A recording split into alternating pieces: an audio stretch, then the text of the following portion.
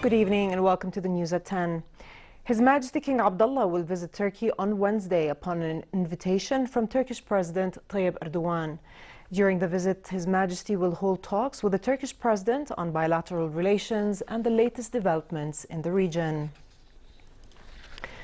His Majesty accepted the credentials of a number of newly appointed ambassadors to Jordan earlier today at Basman Palace. They included the ambassadors of Libya, Mohammed Hassan al-Barghati,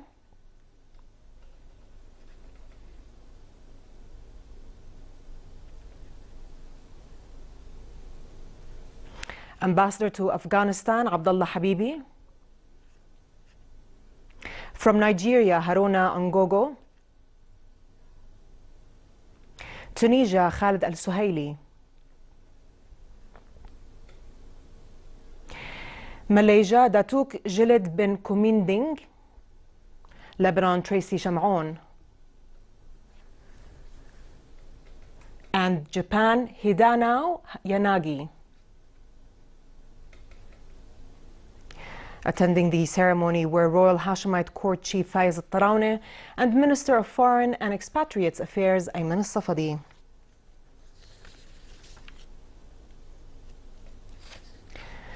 The lower house of parliament reached understanding on the draft state budget support to lower income people within the social safety net framework.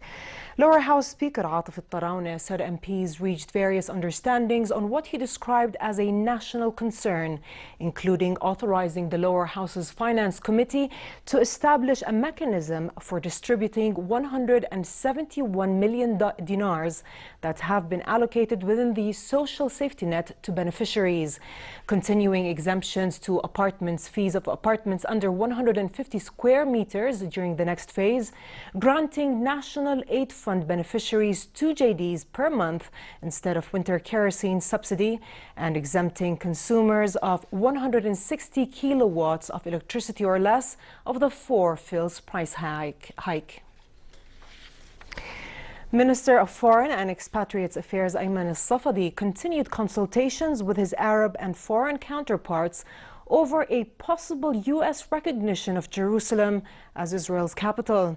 In an effort to coordinate stances, Safadi made phone calls to foreign ministers of Egypt, Kuwait, Morocco, Iraq, as well as the EU High Representative for Foreign Affairs and Security Policy and the Secretary Generals of the Arab League and the Organization of Islamic Cooperation.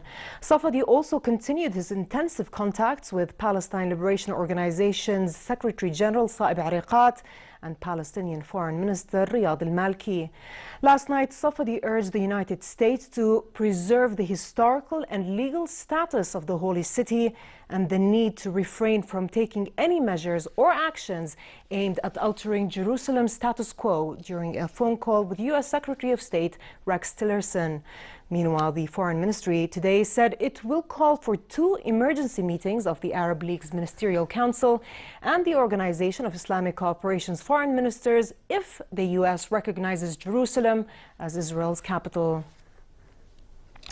Audit Bureau President Abed Kharabshe handed to Prime Minister Hani al-Mulki the Audit Bureau's 2016 report. The report contains key violations of various government entities under its supervision and recommendations to address malpractice.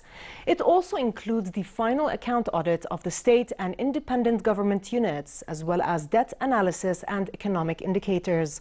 Kharabshe said the report underlined the Audit Bureau's goal of preserving public money from being wasted, squandered, misused, or mismanaged while enhancing transparency. The State Security Court handed down verdicts to 5 defendants suspected of orchestrating the 2016 deadly terrorist attack on a Rukban army outpost. The court tribunal convicted the main culprit, Najem Amour, to death by hanging for recruiting the 4 others to fight for Daesh. It convicted 3 defendants to life imprisonment with hard labor and acquitted 1 defendant of charges related to the Rukban attack, but sentenced him to 2 years behind bars for trafficking narcotics and illegally entering Jordan. In June last year, 7 Jordanian border guards were killed by a suicide bomber who drove his speedy car across the Syria border and rammed it into the Rukban military post. Her Majesty Queen Rania attended the official launch of Kareem Janna, a free mobile application developed by the Queen Rania Foundation for Education and Development to promote early childhood education. Designed for Arabic-speaking children between the ages of 3 and 6, Kareem Janna features 5 fun and educational games helping kids develop their mathematical, linguistic and social skills. The mobile application provides parents with free learning resource to increase their children's readiness for school in their formative years. The launch event took place at the Children's Museum. Former Yemeni President Abdullah Saleh was killed in fighting with his former allies, the Houthi militia, near the capital Sana'a. Some sources said Saleh was killed in fighting in Sanhan near Sana'a, while others in his party said Saleh was fatally shot in the head by a sniper. Saleh's death comes 24 hours after he officially announced revoking his partnership with Houthi militias. In sports, the SAP Extreme Sailing team secured the 2017 Extreme Sailing Series title in Los Cabos, Mexico. Skippered by New Zealander Adam Mino Prio, the team won 4 of the 8 events to take the series. They finished 3rd in the 8th and final race behind winner Alingi and 2nd placed Oman Air.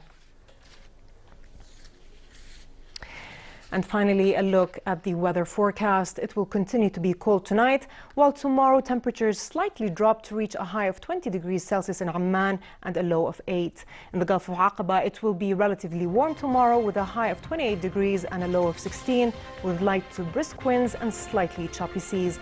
With this, we come to the end of tonight's news. I'm Dana Abu Sham. Thanks for watching and have a good night.